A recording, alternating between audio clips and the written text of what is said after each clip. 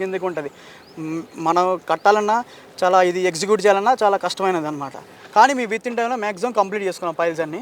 ఇంకా జస్ట్ ఇంకా file caps పేర్లు స్టార్ట్ అయినాయి మనకి. అంటే ఎలివేటెడ్ కారిడార్కి జనరల్ రోడ్ లాగానే మనకు వస్తుందా? అంటే లోపల పైకి వచ్చేసరికెళ్ళి డిబిఎం వేసుకోవటము దానికి సంబంధించి అన్ని వస్తాయి. సేమ్ అంతే సార్.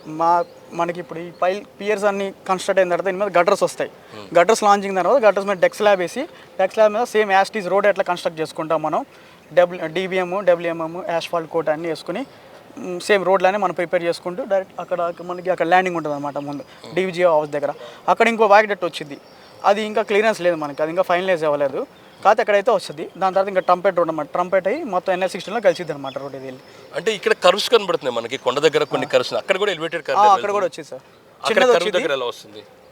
కరువు దగ్గర ఇట్లా స్ట్రైట్కి ఇప్పుడు వెళ్ళిన తర్వాత మనకి ఇప్పుడు కింద మనకి రోడ్ ఉంది కదా, సర్వీస్ రోడ్ ఉంది కింద.